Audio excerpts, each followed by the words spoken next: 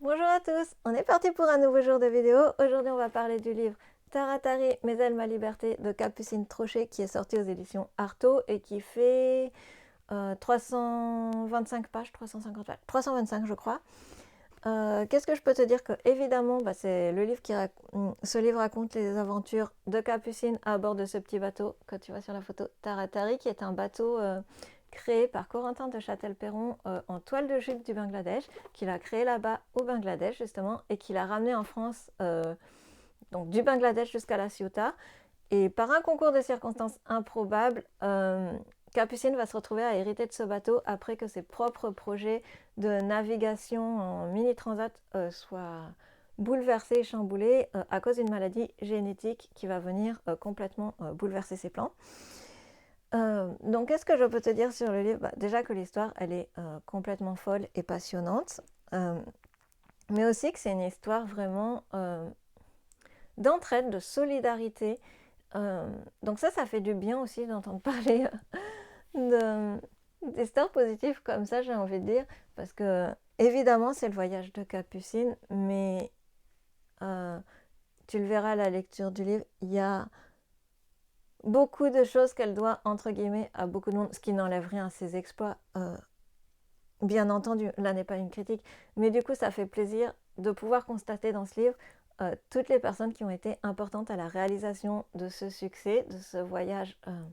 Je ne vais pas dire sans encombre, parce que dans un tel voyage, il y a toujours, tu le verras, des imprévus, des choses qui se passent, entre guillemets, mal, et avec lesquelles il faut gérer, s'adapter. Donc voilà, mais bien souvent, dans toutes les situations, Capucine a pu compter sur l'entraide de personnes qui sont venues l'aider, sur qui elle a pu s'appuyer et compter. Donc ça, c'était quand même une chose positive dans ce livre.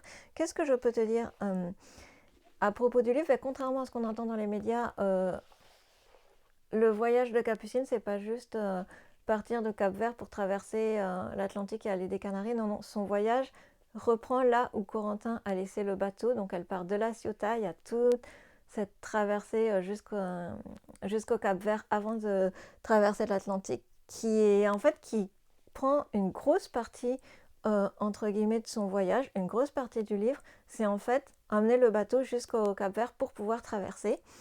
Là aussi, tu verras qu'il y a plein de choses qui se passent pas comme prévu, qu'il y a des décisions qu'il faut prendre et savoir si elle va faire le voyage qu'elle s'était fixé en tête ou si elle va adapter son voyage à certains impératifs qui se présentent maintenant.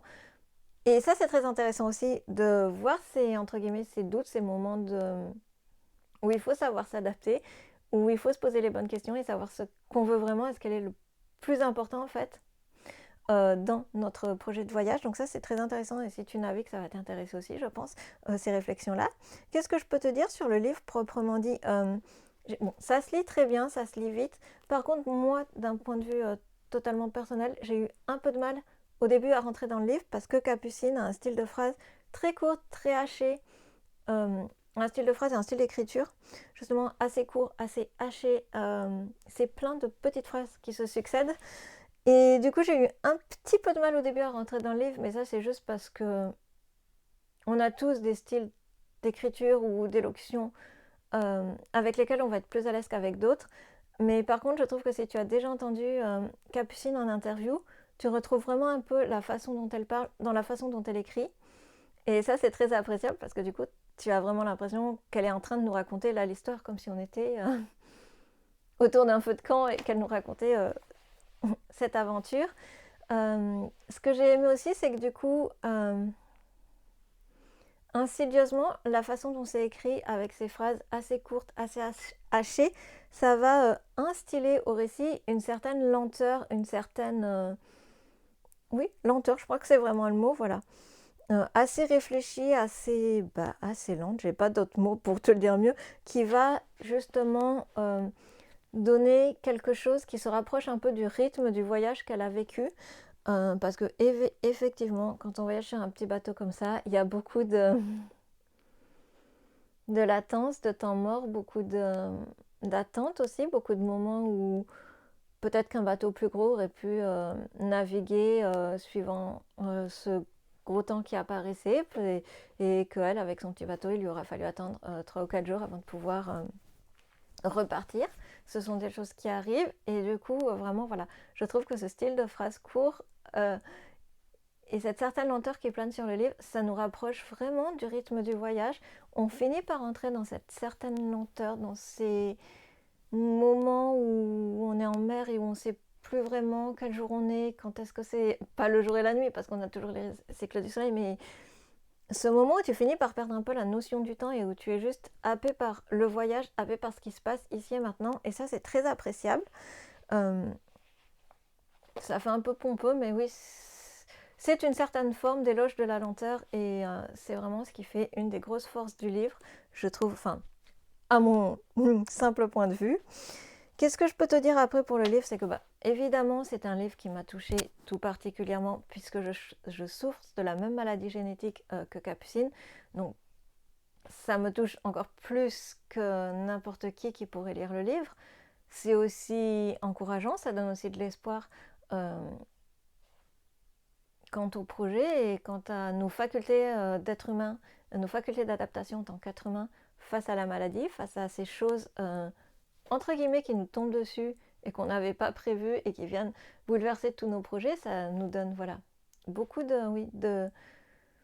d'espoir, de résilience, même si j'aime pas trop ce mot qui est un peu trop à la mode et où il y a un peu une injonction à tout le temps aller bien quoi qu'il arrive et peu importe, je trouve quand même que c'est un message très encourageant qu'elle porte. Malgré tout, qu'est-ce que je peux te dire? Ah oui, qu'au niveau de la maladie, tout est évoqué avec beaucoup de pudeur. Donc, aucun a priori si tu as du mal avec les récits médicaux, avec les gens qui vont parler de chirurgie, de sang, tout ça, c'est évoqué avec vraiment beaucoup de pudeur, beaucoup de retenue. Donc, c'est pas du tout oppressant dans le livre, même si on comprend très bien les difficultés que ça induit. On comprend très bien la souffrance et la douleur. C'est fait de façon intelligente. Évidemment, pour moi, ça m'a touchée encore plus parce que même si c'est évoqué qu'à demi-mot, physiquement, je sais ce que c'est que de le ressentir. J'ai vécu les opérations à répétition, j'ai vécu ces projets qui s'arrêtent, ces doutes, ces jours où on n'a plus d'espoir et où on ne sait pas si ça vaut encore la peine de se battre. Mais voilà, malgré tout, c'est très bien évoqué et c'est fait de façon très intelligente. Donc, tu vas vraiment apprécier ce livre et même si ça aborde des sujets un peu difficiles parfois. Qu'est-ce que je peux te dire d'autre?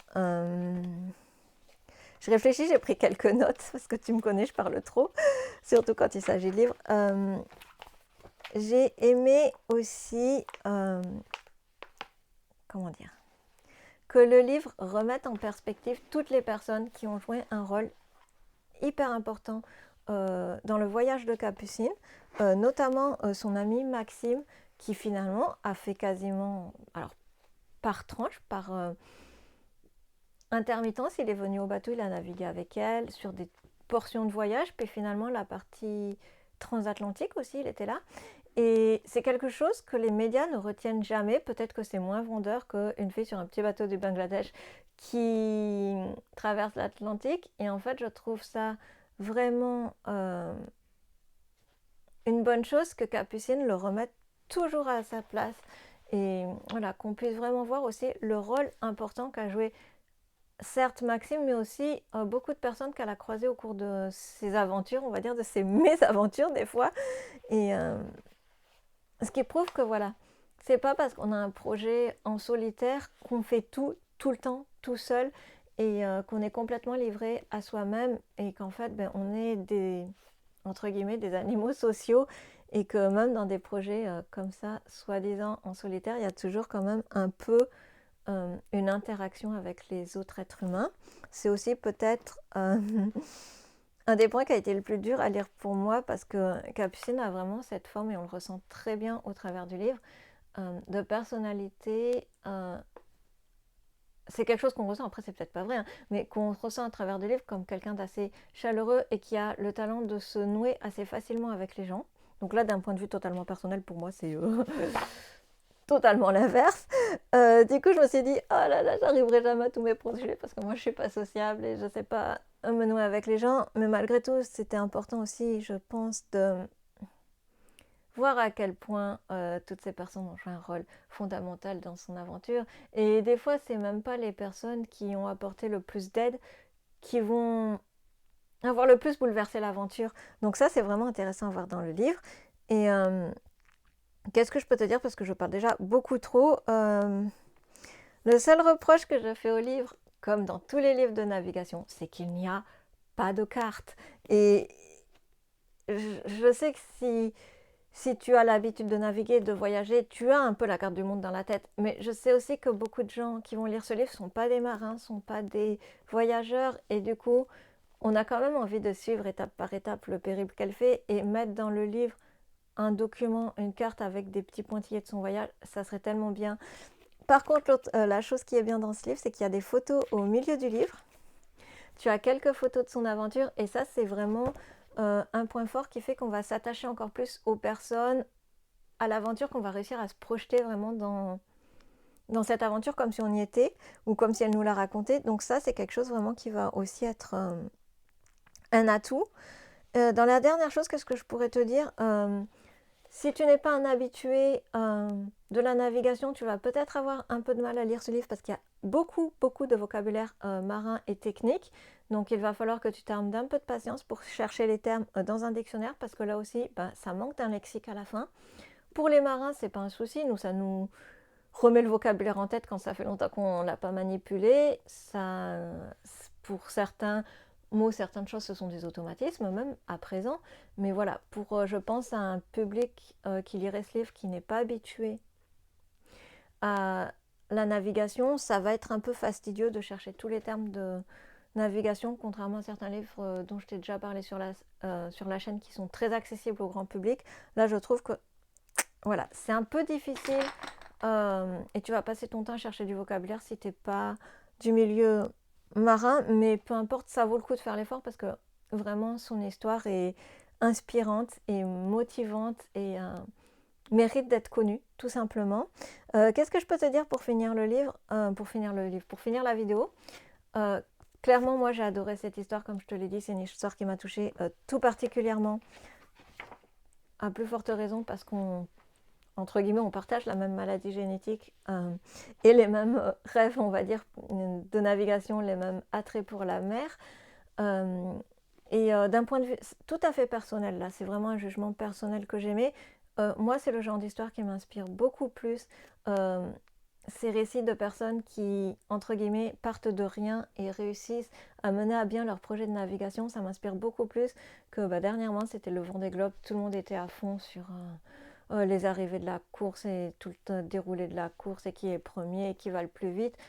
Moi, c'est des choses qui ne me touchent pas du tout, ce qui n'enlève rien aux compétences des marins et aux compétences athlétiques incroyables de ces personnes, de ces sportifs.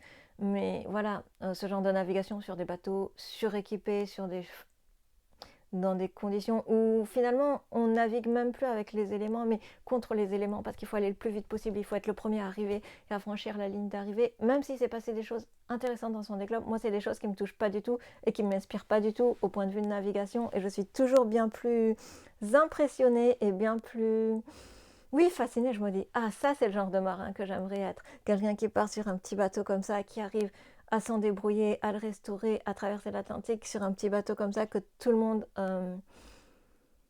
ou beaucoup pensaient que c'était de la folie et qu'elle en serait incapable. Ça, c'est quelque chose qui m'inspire vraiment énormément. Et voilà, je t'invite de tout cœur à lire cette histoire. Ça se lit très très bien, c'est très bien écrit, c'est intelligent.